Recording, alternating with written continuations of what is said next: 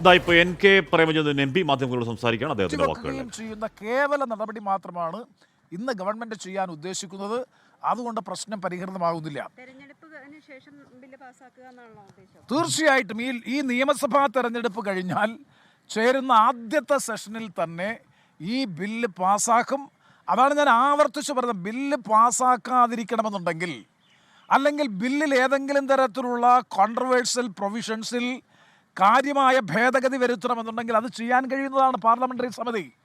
അതിനാണ് വിശദമായ പരിശോധനയ്ക്കും സ്റ്റേക്ക് ഹോൾഡേഴ്സിനെ കേൾക്കുന്നതിനും വേണ്ടിയിട്ടാണ് പാർലമെൻ്ററി സമിതിക്ക് വിടുന്നത്. അപ്പോൾ പാർലമെൻ്ററി സമിതിക്ക് വിടുക എന്നുള്ളത് നിഷ്പ്രയാസം ഇന്നൊരൊറ്റ മോഷൻ മുഖാന്തരം ഗവൺമെൻറ് ഞങ്ങൾ സപ്പോർട്ട് ചെയ്യും. ബില്ല് വിഡ്രോ ചെയ്യാൻ ഗവൺമെൻറ് തയ്യാറാകാത്ത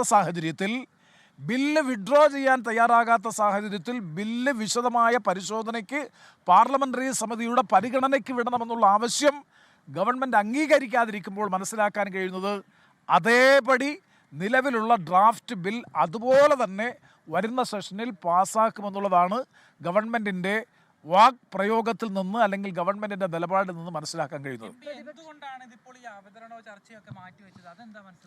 അവതരണവും ചർച്ചയും അവതരിപ്പിച്ചു കഴിഞ്ഞു.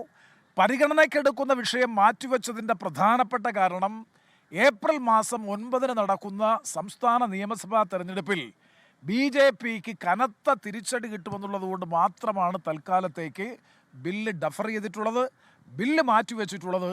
അല്ലാതെ ബില്ലിൽ ഭേദഗതി നിർദ്ദേശിക്കാൻ വേണ്ടിയിട്ടല്ല, ബില്ലിൽ മാറ്റം വരുത്താൻ വേണ്ടിയിട്ടല്ല, ബില്ല് മറ്റേതെങ്കിലും വിശദമായ ചർച്ചകൾക്ക് വിധേയമാക്കിയതിന് ശേഷം പാസ്സാക്കാൻ വേണ്ടിയിട്ടല്ല.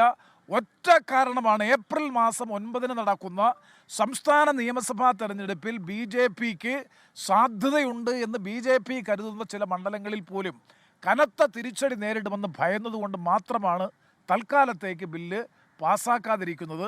അതിൻ്റെ അർത്ഥം ബില്ല് ഏതെങ്കിലും തരത്തിലുള്ള ഭേദഗതിയോടുകൂടി പിന്നീട് പാസ്സാക്കുമെന്നുള്ളതല്ല. ബില്ല് അതേപോലെ തന്നെ പാസ്സാക്കാൻ തന്നെയാണ് ഗവൺമെൻറ് ഉദ്ദേശിക്കുന്നത്. തെറ്റിദ്ധരിപ്പിക്കുന്നത് പറയാൻ കഴിയും. ഇപ്പോൾ പറഞ്ഞത് ശരിയാണ്, ബില്ല് ചർച്ച ചെയ്യുന്നില്ല. ഇന്ന് മന്ത്രി പറഞ്ഞത് ഇന്ന് ബില്ല് പരിഗണനയ്ക്ക് എടുക്കുന്നില്ല. ഞങ്ങൾ എങ്ങനെയാണ് തെറ്റിദ്ധരിപ്പിക്കുന്നത്? ഒന്ന്, ഇത്തരത്തിലൊരു വിവാദപരമായിട്ടുള്ള ബില്ല് പാർലമെൻറ്റിൽ കൊണ്ടുവരുമ്പോൾ ഇതുമായി ബന്ധപ്പെട്ട ഏതെങ്കിലും സ്റ്റേക്ക് ഹോൾഡേഴ്സുമായി കേന്ദ്ര ഗവൺമെൻറ് ചർച്ച ചെയ്തോ? ഈ മേഖലയിൽ ഏറ്റവും കൂടുതൽ ചാരിറ്റി പ്രവർത്തനം വിദേശ ഫണ്ട് ഉപയോഗിച്ചുകൊണ്ട് ആശുപത്രികളും വിദ്യാഭ്യാസ സ്ഥാപനങ്ങളും കെയർ ഹോമുകളും ഒക്കെ നടത്തുന്ന NK പ്രേമചന്ദ്രൻ MP ആണ് നമ്മളോട് സംസാരിച്ചത്.